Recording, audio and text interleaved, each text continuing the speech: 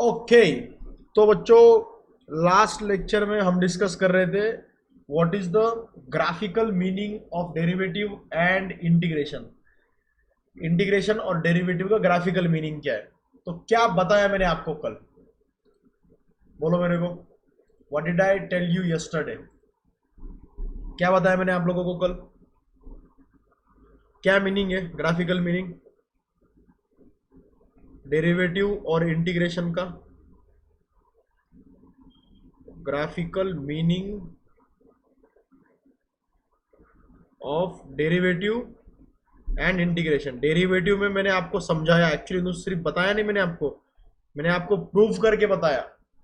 मतलब मैंने इसका प्रूफ भी दिया आप लोगों को कि डेरिवेटिव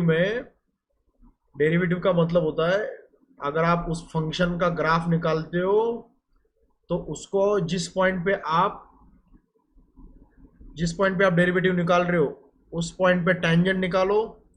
उस टेंजेंट का जो स्लोप होगा वो स्लोप ही आपका डेरिवेटिव होगा। स्लोप ऑफ टेंजेंट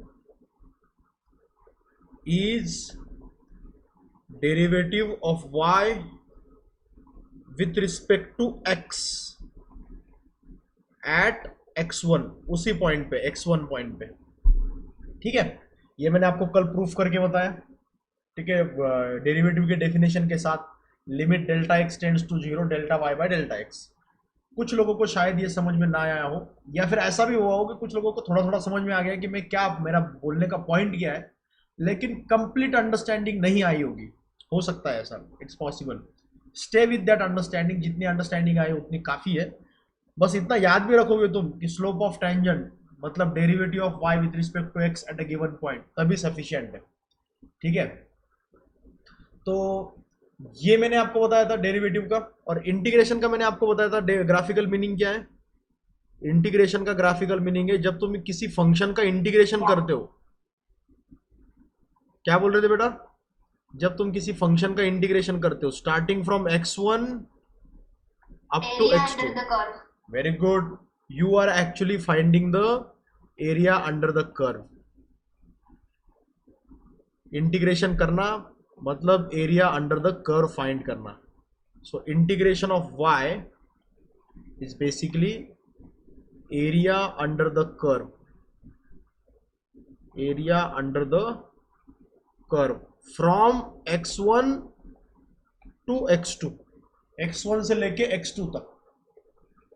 ठीक है, ये अपन ने कल डिस्कस किया, इसका मैंने प्रूफ दिया, मैंने इसको जितना मैं एक्सप्लेन कर सकता उतना एक्सप्लेन करने की कोशिश की। और फिर मैंने आपको उसके बाद बताया कि आप डिस्प्लेसमेंट टाइम ग्राफ से वेलोसिटी कैसे निकाल सकते हो, वेलोसिटी टाइम ग्राफ से एक्सेलरेशन कैसे निकाल सकते हो, और उल्टा भी आ सकते हो आप। एक्सेलरेशन टाइम ग्राफ से आप चेंज इन वेलोसिटी निकाल सकते हो, और वेलोसिटी टाइम ग्राफ से आप चेंज इन डिस्प्लेसमेंट निकाल सकते हो। तो अगर आपके पास डिस्प्लेसमेंट टाइम ग्राफ है तो एक काम करो, आप इसका क्या ले लो, स्लोप। स्लोप निकालने से आपको वेलोसिटी मिलेगी। और अगर वेलोसिटी टाइम ग्राफ है तो उसका ले लो आप स्लोप, तो आपको मिलेगा एक्सेलरेशन। क्योंकि स्लोप का मतलब है डेरिवेटिव ना, और dv बाई dt क्या होता है? एक्सेलरेशन।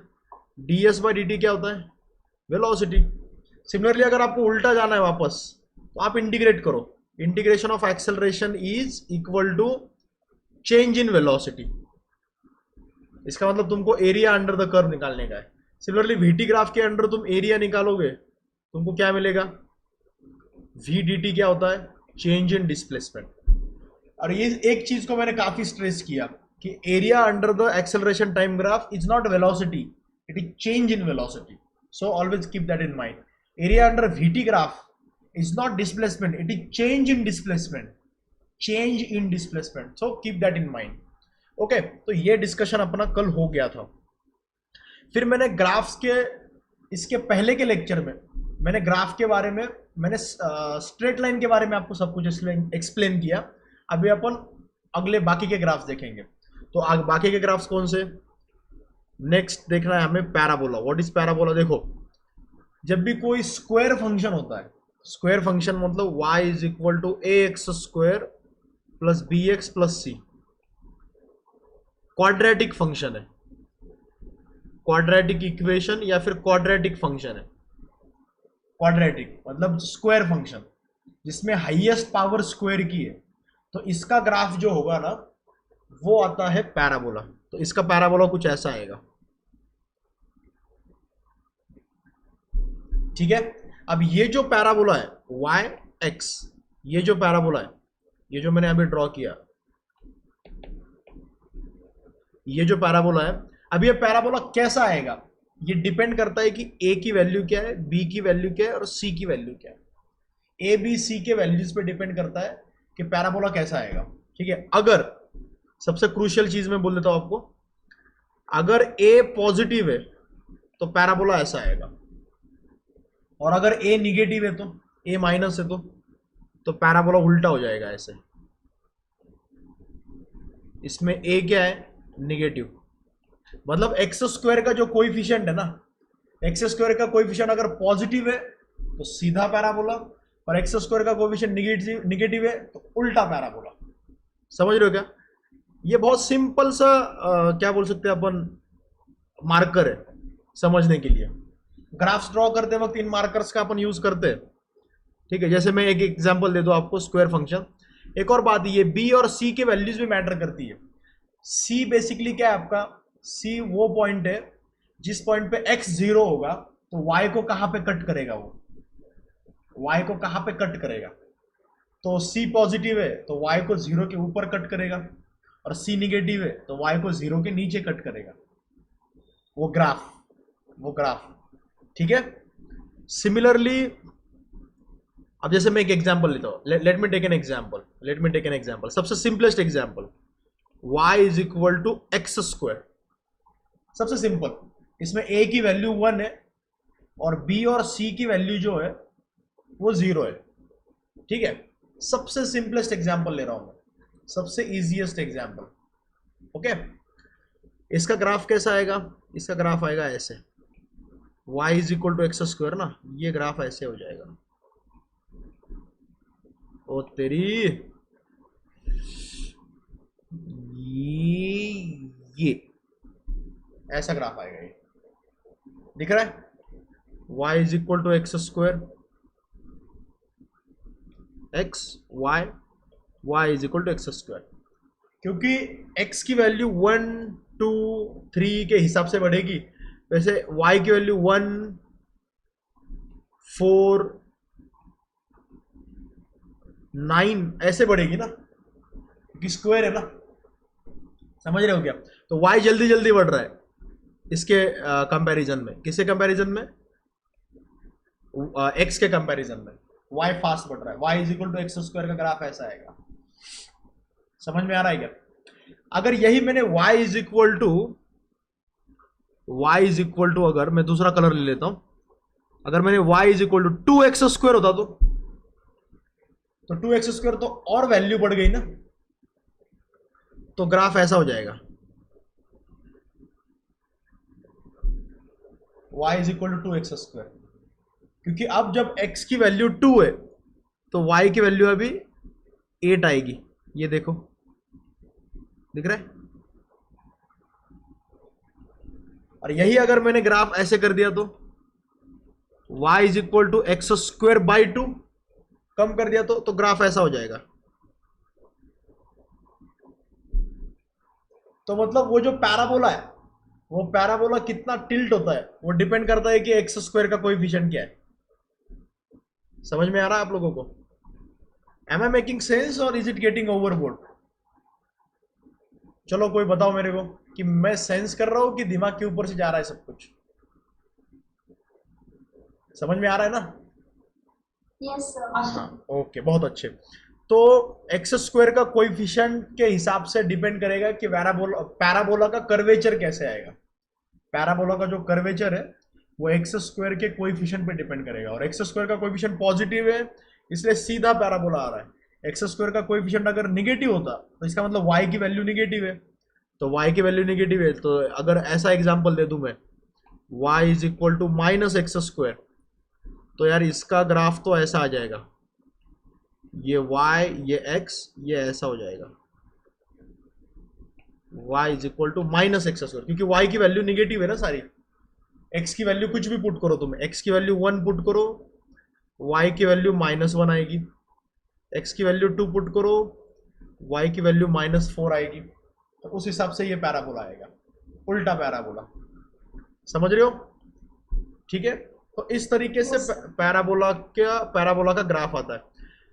अब देखो ये जो पैराबोला है ना, ये क्वाड्रेटिक इक्वेशन पे, अब देखो ये जो आपका क्वाड्रेटिक इक्वेशन है y is equal to a x square plus b x plus c, अगर इस क्वाड्रेटिक इक्वेशन के दो सॉल्यूशंस होते हैं, राइट, आपको पता है ना क्वाड्रेटिक इक्वेशन के दो सॉल्यूशंस होते हैं, और वो दो सॉल्यूशन अपन कैसे फाइंड करते हैं, -b प्लस और minus √b² -4ac upon 2a।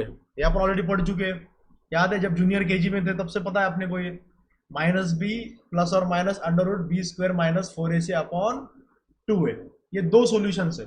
अगर ये दोनों रियल सॉल्यूशंस है, if these are real solutions, real solution का मतलब क्या हो जाएगा कि x1 x2 की एक्चुअल वैल्यू मिलती है आपको, ठीक है, रूट में माइनस नहीं आता, तब आपका जो ग्राफ होगा, वो जो ग्राफ होगा ना, ग्राफ कुछ ऐसा आएगा, ये आपका एक सॉल्यूशन है x1, ये आपका दूसरा सॉल्यूशन है x2। अगर वो इमेजिनरी सॉल्यूशन आ गए, ये इमेजिनरी सॉल्यूशन मतलब समझते हो, इमेजिनरी सॉल्यूशन मतलब रूट में निगेटिव आ गया, ये जो b² -4ac वाला पार्ट है, इसको डिटरमिनेंट बोलते हैं, कुछ तो भी बोलते हैं यार इसको, डिटरमिनेंट बोलते हैं, कुछ और बोलते हैं इसको, डेल्टा के टर्म, डेल्टा बोलते हैं इसको। ये डेल्टा जो है ना, कहाँ पे लिखूं मैं इसको, ये जो डेल्टा है ना, delta is equal to b² -4ac।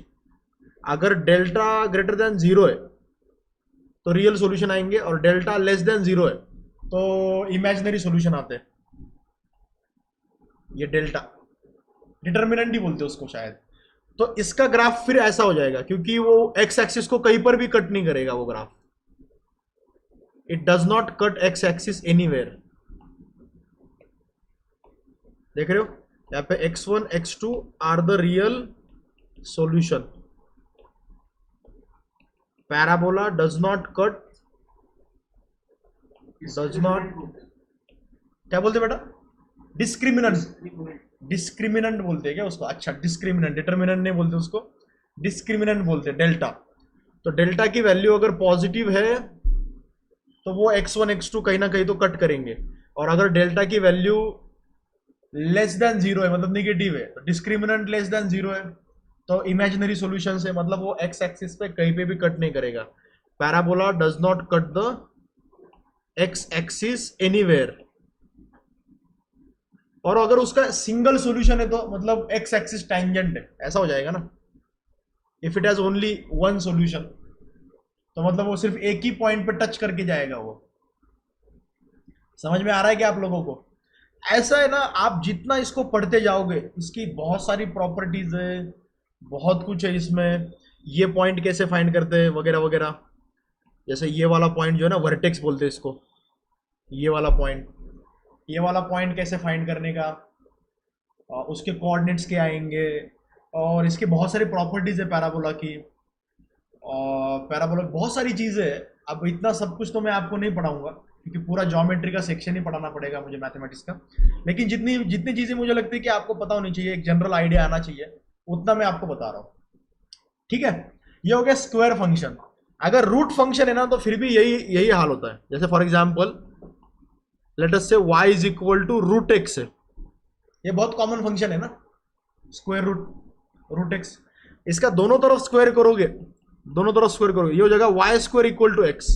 उसका मतलब यहाँ पे x का स्क्वायर नहीं है, यहाँ पे y का स्क्वायर है, यहाँ पे x का स्क्वायर नहीं है, यहाँ पे y का स्क्वायर है। तो ये जो पैराबोला है ना, ये पैराबोला ऐसा आता है, ये वाला देखो, ये ऐसा आता है जिसमें y का स्क्वायर है, x का स्क्वायर नहीं है। तो चार टाइप के पैराबोला है। देखो एग्जाम्पल के तौर पे बोल सकता हूं मैं, एक ये वाला पैराबोला, एक ये वाला पैराबोला, एक ये वाला, और एक ये वाला। दिख रहा है आपको? ये चार पैराबोला दिख रहे। Okay, x y x y x y और एक्स वाई। इसका मतलब क्या है, y is equal to a x square plus b x plus c. यहाँ पे a पॉजिटिव है, यहाँ पे y is equal to a x square plus b x plus c, यहाँ पे a निगेटिव है। यहाँ पे क्या हो जाएगा, x is equal to a y square plus b y plus c. यहाँ पे a पॉजिटिव है और यहाँ पे a निगेटिव है। अगर y का स्क्वायर आ गया, Rishikesh is saying sir your writing is late visible. I know that, थोड़ा लेट दिखता है क्योंकि वो, ये मैं बहुत बार बोल चुका हूँ, फिर से बता रहा हूँ, इट्स ए वायरलेस कनेक्शन, तो it takes some time to register. WiFi के थ्रू कनेक्टेड है मेरा आईपैड, तो वाईफाई की वजह से वो थोड़ा लेट लेता है। अर्शन बोल रहा है कि सर वो कैप्चर कार्ड कब आएगा।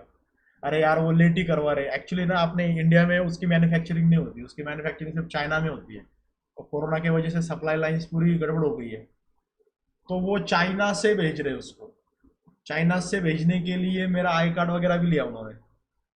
अब वो चाइना से भेजेंगे, फिर वो आएगा, वो भी ऊपर से वो चाइनीज है, वो आने के बाद चलना चाहिए, वर्क करना चाहिए, नहीं वर्क किया तो फिर से गड़बड़ हो जाएगी। ठीक है, तो ये हो गया पैराबोला। ठीक है, मुझे लगता है पैराबोला का काफी डिस्कशन हो गया, पैराबोला की थोड़ी बहुत आइडिया आपको आ चुकी है। ओके, तो अगर ऐसा ग्राफ अगर आ गया y is equal to root x वगैरह, तो वो पैराबोला हो जाएगा। अगर तुमको किसी भी एक का स्क्वायर दिख जाए, ठीक है, अर्शन बोल रहा है कि सर एलगाटो ले लो। एलगाटो भी चाइनीज कंपनी है, एलगाटो का बहुत महंगा आता है।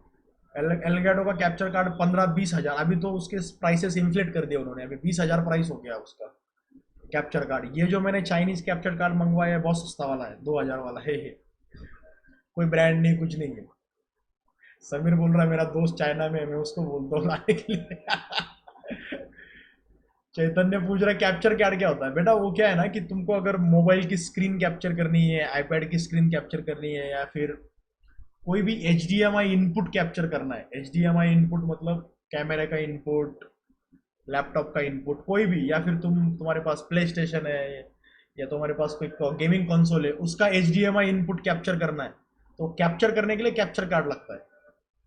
वो प्रोसेसर वो काम नहीं कर सकता, प्रोसेसर के अलावा उसको एक अलग से, जैसे ग्राफिक कार्ड होता है एक अलग से, जो ग्राफिक्स का प्रोसेसिंग करता है, तो ये HDMI इनपुट का प्रोसेसिंग करता है।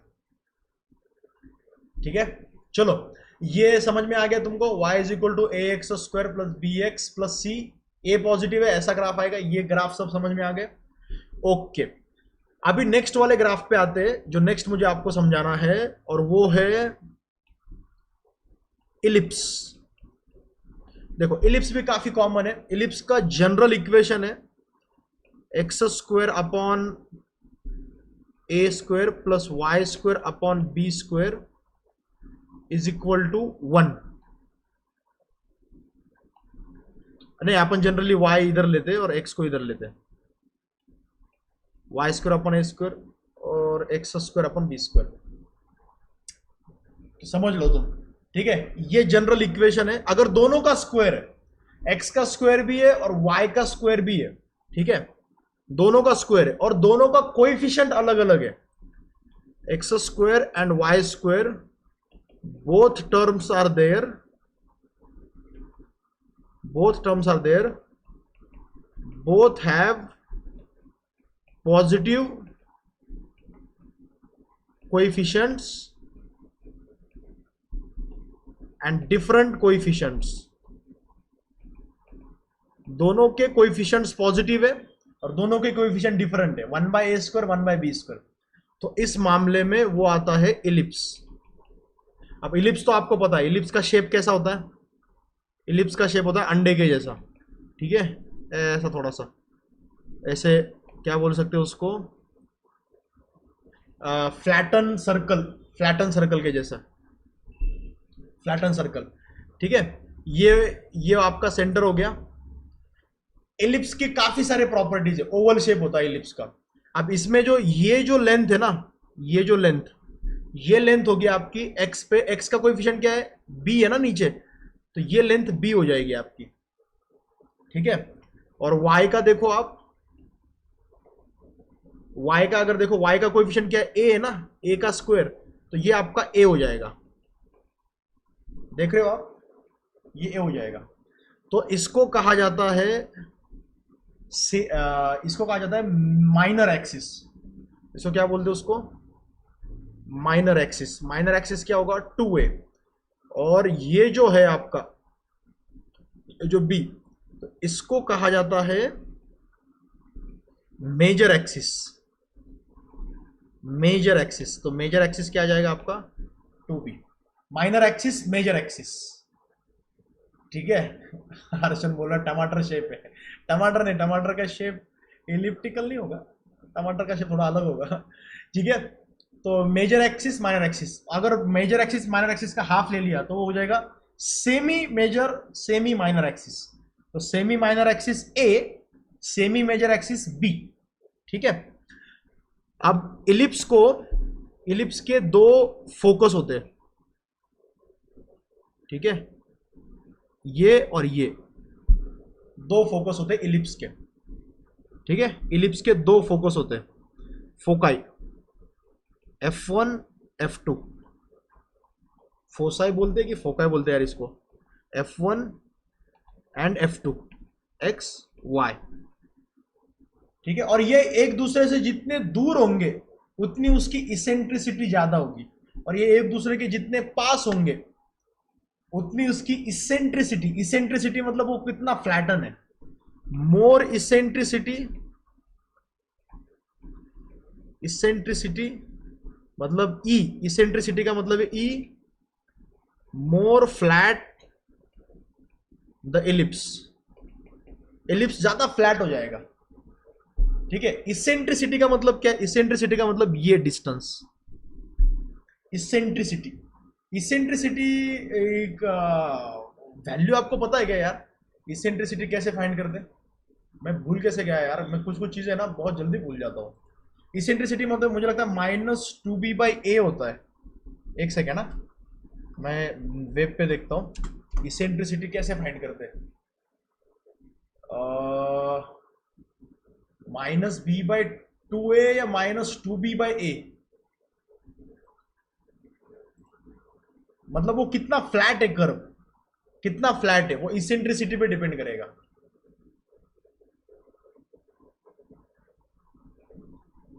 कहा है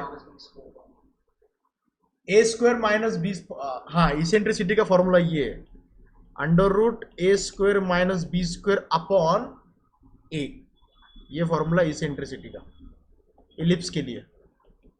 सर अपॉन a²। ना ना ना, अच्छा रूट में लिया तो a² है बेटा, अगर रूट में नहीं लिया तो a, पूरा रूट में लिया तो a² है। E is equal to √1 - b² upon a²। तुम में से कुछ लोग कहेंगे सर तुमको ही याद नहीं रहता, तो हम कहाँ से याद रखेंगे, क्या है ना, वो एग्जाम मेरे को नहीं देनी है, आपको देनी है। और ये जो इसेंट्रिसिटी है, ये जो इसेंट्रिसिटी है, अगर E इक्वल टू 0 है, इसेंट्रिसिटी अगर 0 है, मुझे लगता है ये वाली लेंथ E होती है कि EA होती है, ये लेंथ, सॉरी EA होती है, नहीं ये B दिया है ना, ये EB हो जाएगा।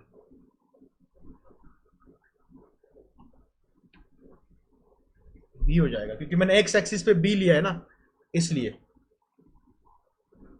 ये वाला मैंने B लिया है। मैंने टर्मिनोलॉजी में कुछ गड़बड़ की होगी तो उतना एडजस्ट कर लो, ठीक है। मतलब A की जगह B, B की जगह A अगर कर दिया तो उसका बोल रहा हूं मैं, ओके। तो ये इसेंट्रिसिटी है। अगर ये इसेंट्रिसिटी 0 है, इसेंट्रिसिटी 0 है मतलब उसके दोनों फोकस एक ही है और दोनों फोकस सेंटर पे, तो ऐसा वाला जो इलिप्स होता है उस इलिप्स को कहा जाता है सर्कल। सर्कल की इसेंट्रिसिटी 0 होती है, उसका एक ही फोकस है, only one focus, and that is the centre. एक ही फोकस है उसका और वो सेंटर है, इसकी इसेंट्रिसिटी 0 है। समझ में आ रहा है आप लोगों को, am I making sense? Aditya Singh sir ई सिर्फ एक्स एक्सिस पर होती है क्या? वाई एक्सिस पर भी हो सकती है अगर इलिप्स ऐसा वर्टिकल इलिप्स है तो। हॉरिजॉन्टल इलिप्स दिखाया इसलिए एक्स एक्सिस पे दिखाया। ठीक है, अर्शन बोल रहा है सर आपने पेपर दिया तो आपको फिजिक्स में 180 आउट ऑफ 180 मिलेंगे। हाँ डेफिनेटली मिलेंगे, लेकिन बायो में 0 out of 0, sorry 0 out of 360 मिलेंगे। बायो कुछ नहीं आता मेरे को। बायो का सिर्फ मैंने एक ही चैप्टर किया था, मेरे को याद है 11th में, वो जेनेटिक्स वाला। मेरे को बहुत पसंद आया था यार वो, फादर ऑफ जेनेटिक्स, मेंडेलीव, क्या नाम था उसका, मेंडेलीव। उसने वो सारे एक्सपेरिमेंट किए थे पौधों पे, पीस पे वगैरह। क्या क्या क्या क्या क्या? Mendel, right Mendel. ओके, वो एक ही चैप्टर किया था मैंने, इंटरेस्टिंग लगा था। फिर बाद में फिर मैंने बायो निकाल दिया और पीसीएम ग्रुप ही रखा सिर्फ। इसेंट्रिसिटी सिर्फ इलिप्स के लिए होती है क्या? नहीं, इसेंट्रिसिटी हाइपरबोला के लिए भी होती है, कितना कर्व होगा, लेकिन इलिप्स के लिए ही याद रखो, इतना काफी है। कभी अगर जरूरत पड़ गई √1 minus b square by a square, अब से मैं भी याद रखूंगा, √1 minus b square a square. अब देखो इलिप्स का मैं और कुछ आपको बोल दूं, जैसे सर्कल है, सर्कल में क्या है कि मेजर एक्सिस और माइनर एक्सिस दोनों इक्वल है। देखो ये और ये सर्कल का डायमीटर दोनों तरफ सेम है ना, तो ये जो सर्कल ए और बी दोनों इक्वल है सर्कल के लिए, a is equal to b is equal to r, तो ये हो जाएगी सर्कल की रेडियस। तो ये ऐसा हो जाएगा x² upon r² plus y² upon r² equal to 1। तो बेसिकली सर्कल का इक्वेशन है x² plus y² equal to r²। ये सर्कल का इक्वेशन है,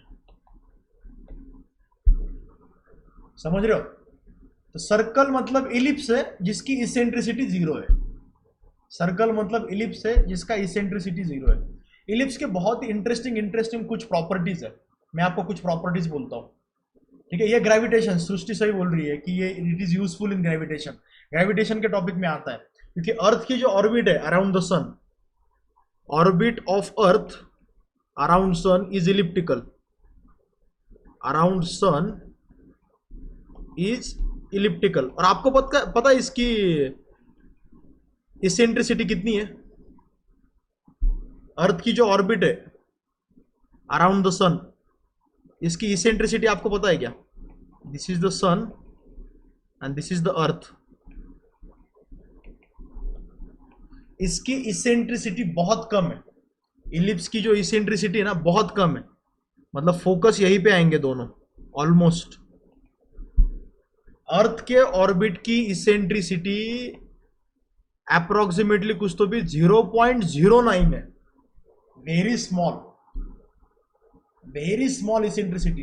so the earth orbit is almost circle, almost 0.09। अरे 0.016 बोल रहा है चैतन्य। अरे चैतन्य क्या सही है कि मेरा सही है? एक मिनट रुको भाई, मैंने गलत तो नहीं बोल दिया? ऐसा कैसे होगा यार? इसेंट्रिसिटी ऑफ अर्थ ऑर्बिट, क्या यार आजकल क्या इजी हो गया सब काम। मेरे को अभी भी याद है, ऐसी कोई चीज़ हमारे दिमाग में आ गई और उसको सर्च करना है 10 साल पहले जब मैं प्रिपरेशन कर रहा था, तो हमको बुक्स खोल के देखने पड़ते थे। हाँ यार करेक्ट है, चैतन्य ने सही बोला, 0.0167 है यार। ये तो मैंने जो बोला था उससे भी कम हो गई, उससे भी कम हो गई, बहुत कम है इसेंट्रिसिटी। और यूजुअली जो इसेंट्रिसिटी है वो हिस्टोरिकली कांस्टेंट नहीं रही है। अर्थ के ऑर्बिट की इसेंट्रिसिटी वो वैरी होती रहती है, थोड़ी कम ज़्यादा। अभी तो ये 0.016 है, बहुत कम है। तो ऑलमोस्ट सर्कुलर है अर्थ की ऑर्बिट, ऑलमोस्ट सर्कुलर है। इसलिए जब अपन सर्कल मान के चलते हैं ना अर्थ के ऑर्बिट को, तो उसमें कोई ज़्यादा कैलकुलेशन में दिक्कत नहीं आती है, ज़्यादा दिक्कत नहीं आती है। इसलिए अगर इसेंट्रिसिटी अगर ज़्यादा होती, अगर बहुत ज़्यादा इसेंट्रिसिटी अगर होती, तो अपन उसको सर्कुलर मान के चलते तो फिर गड़बड़ हो जाती। ठीक है, इलिप्स के कुछ इंटरेस्टिंग प्रॉपर्टीज है, मैं आपको कुछ इंटरेस्टिंग प्रॉपर्टीज बताता हूँ इलिप्स का। इलिप्स की एक बहुत इंटरेस्टिंग प्रॉपर्टी है। अच्छा, एक फॉर्मूला याद रखो इलिप्स का, वो शायद थर्मोडायनेमिक्स में कहीं पे काम आ जाए। एरिया ऑफ इलिप्स, इलिप्स का जो एरिया है, इलिप्स का एरिया होता है pi a b. Actually x axis पे ए दिखाया जाता है और वाई एक्सिस पे बी दिखाया जाता है, तो मैंने उल्टा दिखा दिया आपको। मैंने यहाँ पे बी और यहाँ पे ए ले लिया, तो उतना एडजस्ट कर लो, ठीक है। Semi major axis, semi minor axis. तो एरिया ये होता है इलिप्स का। जैसे सर्कल का एरिया क्या होता है, पाई आर स्क्वायर, वैसे इलिप्स का एरिया होता है पाई ए बी, ठीक है। कहीं पे जरूरत पड़ जाए तो याद रखो इसको। एक्चुअली जनरली वाई एक्सिस पे बी दिखाना चाहिए और ए एक्सिस पे ए दिखाना चाहिए, ठीक है। This is area of the ellipse. Ellipse की एक इंटरेस्टिंग प्रॉपर्टी ऐसी है कि इलिप्स के ऊपर आप कोई भी एक पॉइंट ले लो, बहुत इंटरेस्टिंग प्रॉपर्टी है। कोई भी एक पॉइंट ले लो इलिप्स के ऊपर, एनी पॉइंट पी कंसिडर करो, और आपका जो फोकस है F1 और दूसरा फोकस है F2, तो इस यहां से ये डिस्टेंस ले लो और यहां से ये डिस्टेंस ले लो। लेट अस से ये डिस्टेंस है D1 और ये डिस्टेंस है D2। तो any point on the ellipse, if you take the distance D1 plus D2, ये एडिशन हमेशा कांस्टेंट रहता है किसी भी पॉइंट के लिए। इलिप्स का कोई भी पॉइंट ले लो आप, फोकस से जो डिस्टेंस है उसकी एडिशन हमेशा कांस्टेंट रहती है। नेहा इज सेइंग कि सर बार बार बैक टू मीटिंग आ रहा है। बार बार बैक टू मीटिंग आ रहा है मतलब नेटवर्क का इश्यू होगा शायद बेटा। आप क्या करो, मीटिंग को लीव करो और वापस मीटिंग में आ जाओ। ओके, ये कांस्टेंट रहता है, बहुत इंटरेस्टिंग प्रॉपर्टी है, इलिप्स की प्रॉपर्टी है, ठीक है। मुझे लगता है इलिप्स का काफी डिस्कशन हो गया। और ये डिस्टेंस कितना होता है भाई, ये डिस्टेंस होता है EA, याद रखो हाँ, फोकस का डिस्टेंस। अगर ये डिस्टेंस होगा A तो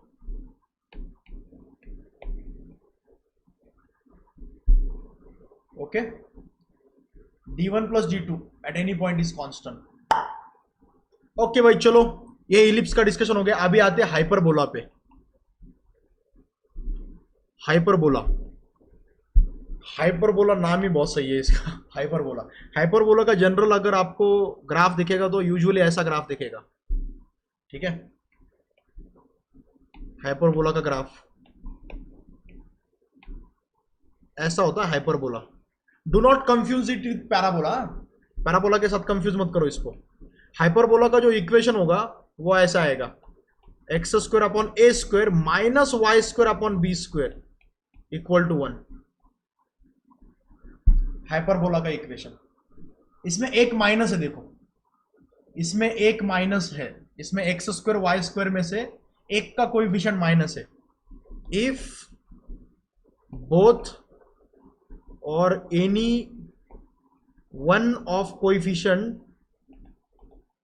coefficients of x square and y square are negative, then it is hyperbola। यह हाइपरबोला आना चाहिए, ठीक है। हाइपरबोला में ये जो दो लाइंस है ना ऐसे, अगर आप ऐसे डॉटेड लाइन निकालते हो पासिंग थ्रू सेंटर, ये देखो ये जो लाइंस होती है ना, ये लाइंस इस कर्व को टेंजेंट होती है, इन्फिनिटी पे टेंजेंट होती है। कहाँ पे टेंजेंट होती है, इन्फिनिटी पे। इन्फिनिटी पे टेंजेंट होगी मतलब टेंजेंट एट इन्फिनिटी, और टेंजेंट एट इन्फिनिटी मतलब इन्फिनिटी को टच करेगी वो, उस ग्राफ को इन्फिनिटी पे जाके टच करेगी। ऐसे टेंजेंट को कहा जाता है एसिम्पटोट। क्या बोलते हैं इसको, एसिम्पटोट। एसिम्पटोट का मतलब है टेंजेंट एट इन्फिनिटी, इन्फिनिटी पे जाके वो ग्राफ को टच करेगी, ठीक है।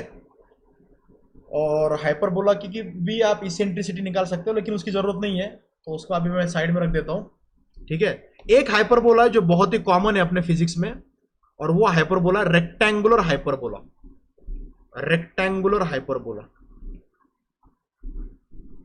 रेक्टेंगुलर हाइपरबोला क्या है भाई, ये बहुत ही कॉमन है, ये बहुत बार बार आएगा, ठीक है। अगर कोई ऐसा फंक्शन है x into y is equal to constant, या फिर x square into y is equal to constant, या फिर x into y square is equal to constant, like this. मतलब जैसे y is equal to constant upon x, या फिर y is equal to constant upon x square, या फिर y is equal to constant upon root x, ऐसा कोई graph आ जाए, सीधा x और y का मल्टीप्लीकेशन, x की कुछ भी पावर हो सकती है, y की कुछ भी पावर हो सकती है। तो इसका जो ग्राफ आएगा ना, वो जो ग्राफ होंगे वो आपका होगा रेक्टेंगुलर हाइपरबोला। उसका ग्राफ ऐसा आएगा, रेक्टेंगुलर हाइपरबोला, ग्राफ ऐसा आएगा। इसमें x की वैल्यू बढ़ेगी तो y की वैल्यू कम होगी, और x की वैल्यू कम होगी तो y की वैल्यू बढ़ेगी। देखो आप, ये देखो इक्वेशन में, इक्वेशन ऑब्जर्व करो, देखो x इंटू वाई कॉन्स्टेंट है ना, तो x की वैल्यू बढ़ेगी तो y कम होगा, और y की वैल्यू बढ़ेगी तो x कम होगा। दिख रहा है आपको? तो देखो x की वैल्यू ज्यादा है तो y की वैल्यू कम है, ये देखो। वही अगर x की वैल्यू कम है तो y की वैल्यू ज्यादा है। दिख रहा है? तो इसको कहा जाता है रेक्टेंगुलर हाइपरबोला। ठीक है, रेक्टेंगुलर हाइपरबोला। अगर x और y का मल्टीप्लीकेशन आ जाए तो समझ लो रेक्टेंगुलर हाइपरबोला आपका ग्राफ आने वाला है। x और y का मल्टीप्लीकेशन हो या फिर x स्क्वायर हो, y स्क्वायर हो, x और y का मल्टीप्लीकेशन आ गया तो समझ लो रेक्टेंगुलर हाइपरबोला आने वाला है। सिंपल रूल ऑफ थंब है आपके लिए, इसको कहा जाता है रेक्टेंगुलर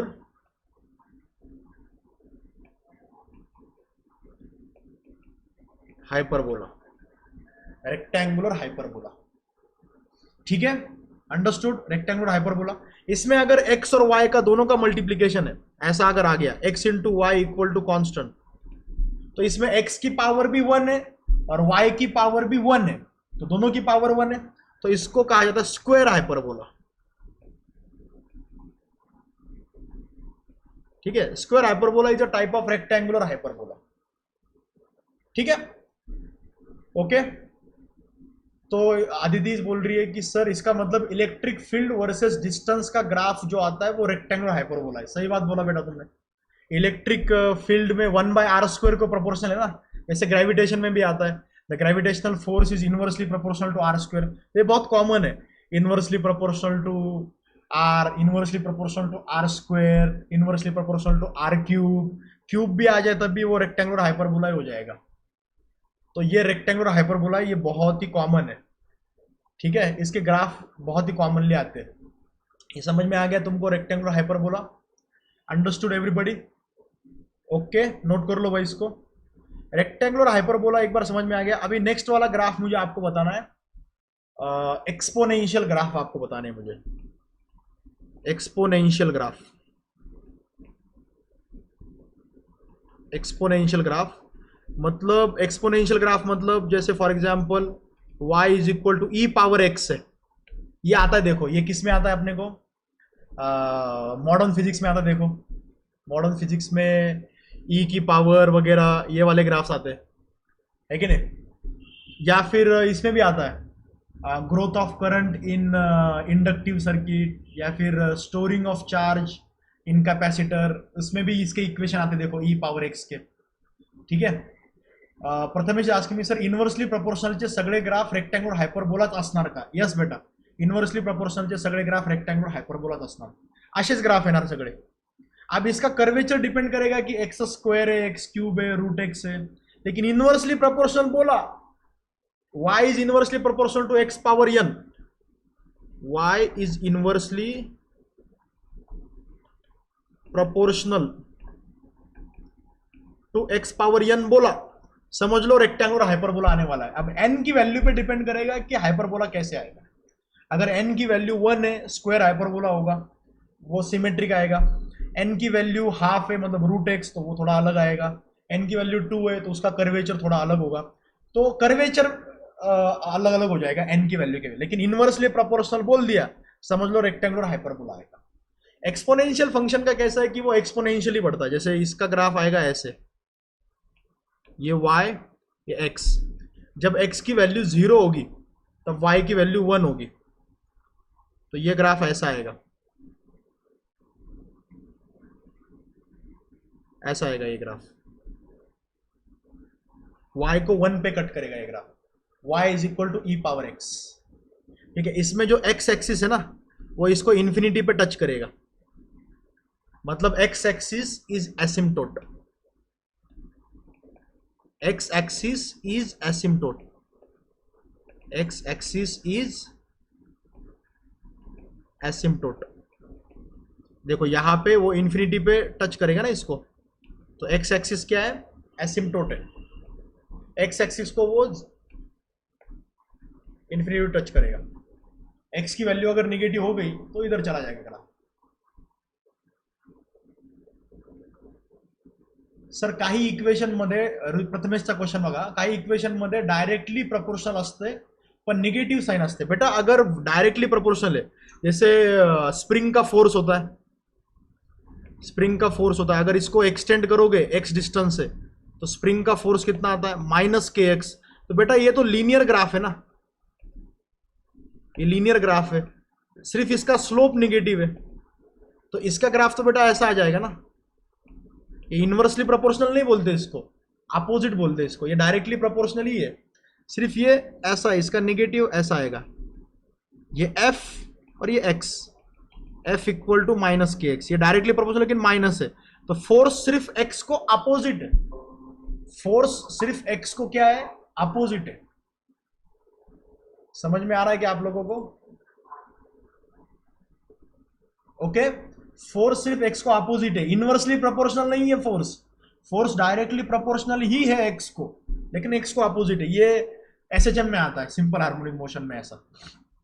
ओके, ये समझ में आ गया। एक्सपोनेंशियल ग्राफ दिख गया।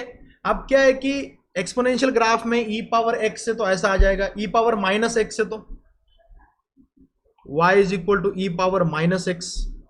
तो यार ये ग्राफ उल्टा हो जाएगा बस, मतलब y की वैल्यू तो पॉजिटिव ही रहेगी, लेकिन ग्राफ उल्टा कैसे होगा यार, x की वैल्यू जब जीरो होगी, रुको इसको मुझे सोचने दो इसके बारे में।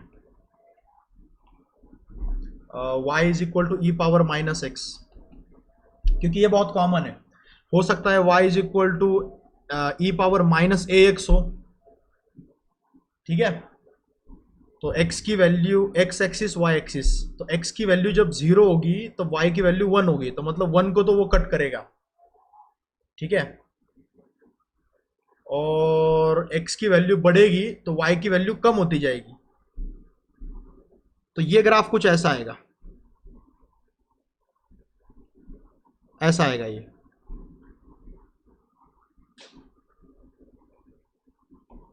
इन्फिनिटी पे जाएगा, राइट, ऐसा आएगा,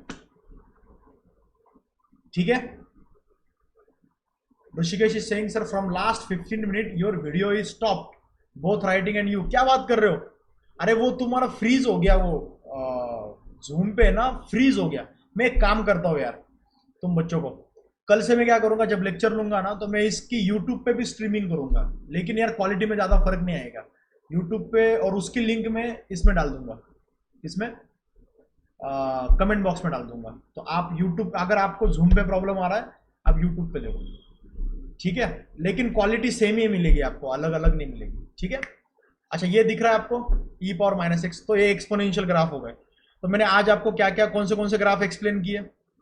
मैंने आज आपको पैराबोला एक्सप्लेन किया, एलिप्स एक्सप्लेन किया, फिर उसके बाद सर्कल के इक्वेशन के बारे में बताया। इसको अच्छे से रिवाइज करो, इस लेक्चर को चाहो तो फिर से एक बार देख लो, ठीक है। फिर मैंने आपको यह भी समझाया कि मैंने कोशिश की कि एक लेक्चर में मैं जितना कर सकता हूं उतना कवर किया। आप सिर्फ एक ही ग्राफ्स बचे, वो है ट्रिग्नोमेट्रिक ग्राफ्स, ट्रिग्नोमेट्रिक ग्राफ्स बचे बस। तो कल मैं आपको ट्रिग्नोमेट्रिक ग्राफ्स बताऊंगा, और ट्रिग्नोमेट्रिक ग्राफ्स तो यार आप जानते भी हो, मतलब ऐसा नहीं है कि आपको नहीं पता होगा। ट्रिग्नोमेट्रिक ग्राफ्स में जैसे फॉर एग्जांपल साइन एक्स का ग्राफ है, ये तो ग्राफ आप जानते हो ना, साइन एक्स का ग्राफ कैसे, और वैसे भी ये आगे जाके आएगा भी एसएचएम में वगैरह, या फिर ईएमआई इलेक्ट्रोमैग्नेटिक इंडक्शन में आएगा। साइन एक्स का ग्राफ कुछ ऐसा आता है ना, the graph of sine x lies between plus and -1, +1 और -1 के बीच में होगा y is equal to sine x का ग्राफ। सिमिलरली कॉस एक्स का ग्राफ भी वैसे आएगा, लेकिन वो 0 से नहीं निकलेगा, ओके। ये मैक्सिमम कब होता है, π/2 को, 0 कब होता है, पाई को, ये हो जाएगा 2 पाई, हर 2 पाई को रिपीट करता है। अर्शन बोल रहा है कि सर प्लीज ये बताओ ना कि वो पैराबोला में वैल्यू की एडिशन कांस्टेंट माने कैसे, मतलब मुझे समझा नहीं बेटा, तुम्हारा क्वेश्चन मुझे समझ में नहीं आया। क्वेश्चन एक बार मुझे ठीक से समझाओ, मुझे वो क्वेश्चन नहीं समझ में आया। तो एक काम करेंगे, कल अब प्रॉपर क्वेश्चन शुरू करेंगे। आज इस लेक्चर को अच्छे से फिर से एक बार देखो, ठीक है? और इस लेक्चर को अच्छे से देखने के बाद जो फॉर्मूले मैंने बताए, जितने फॉर्मूले तुम याद रख सकते हो, जितने पॉइंट्स तुम याद रख सकते हो, उतने पॉइंट्स तुम याद रखने की कोशिश करो, ठीक है? इसका मैं पीडीएफ भेज दूंगा, वो तो आपको मिल जाएगा पीडीएफ। फिजिक्स फोरम नोट्स पे इसका पीडीएफ मिल जाएगा आपको। यहाँ पे मिनिमम वैल्यू y की, ये देखो यहाँ पे y की वैल्यू मिनिमम है। मैक्सिमा मिनिमा तो सर ने आपको पढ़ाया होगा, डेरिवेटिव से कैसे निकालते हैं मैक्सिमा मिनिमा, ठीक है? ट्रिग्नोमेट्रिक ग्राफ जो है वो एसएचएम में बहुत इंपॉर्टेंट है और ईएमआई में बहुत इंपॉर्टेंट है, ट्रिग्नोमेट्रिक ग्राफ्स, ठीक है? ओके, तो आज यहीं पे रुकेंगे बच्चों। आज मैंने सारे ग्राफ्स आपको बताने की कोशिश की, ऑल द ग्राफ्स जितने पॉसिबल हो सकते हैं मेरे से। इस लेक्चर को फिर से एक बार अच्छे से देखो, सारे ग्राफ्स याद रखने की कोशिश करो। आई होप कि और भी इंफॉर्मेशन होगी ग्राफ्स की, तो वो अपन आगे चल के डिस्कस करते रहेंगे, ठीक है? हाँ बेटा, बोलो बेटा। जो आप पैराबोला के ग्राफ्स निकाले ना, हाँ, तो उसमें जो सेकंड ग्राफ है वो एक्स एक्सिस के नीचे आएगा ना? कौन सा? वो जो 4 मैंने ग्राफ निकाले वो? हाँ, ये वाला क्या? हाँ सर। ये वो एक्स एक्सिस के नीचे आएगा कि ऊपर आएगा, वो डिपेंड करेगा कि सी की वैल्यू कितनी है। सी वाई इंटरसेप्ट है ना, हाँ सर। तो सी की वैल्यू पॉजिटिव है तो वाई के ऊपर आएगा, सी की वैल्यू निगेटिव है तो वाई के नीचे आएगा। ग्राफ निकालने के ना कुछ जनरल तरीके होते हैं। जैसे ग्राफ निकालने का एक सबसे कॉमन तरीका ये है कि एक्स की वैल्यू 0 पुट करके देखो, देखो वाई इंटरसेप्ट कितना आता है, मतलब वो वाई एक्सिस को कहां पे कट करता है। y की वैल्यू 0 पुट करके देखो और देखो कि वो x को कहां पे कट करता है। उसका डेरिवेटिव निकाल के देखो, डेरिवेटिव पॉजिटिव है मतलब वो वैल्यू बढ़ रही है, डेरिवेटिव निगेटिव है मतलब वैल्यू कम हो रही है, मतलब कर्वेचर पॉजिटिव है कि कर्वेचर निगेटिव है। तो बच्चों एक काम करते हैं, इसके बारे में ना कल बात करते हैं, कर्वेचर वगैरह, डेरिवेटिव वगैरह, या ग्राफ को ड्रॉ करते वक्त जनरल आइडिया क्या होनी चाहिए, और कल क्वेश्चंस भी करेंगे, मतलब इसका एप्लीकेशन भी देखेंगे, ठीक है? ओके, तो चलो भाई आज यहीं पे रुकते हैं, अभी सर का लेक्चर हो गया, सर की लिंक आ गई होगी। So good day everyone, stay safe and stay indoor. चलो।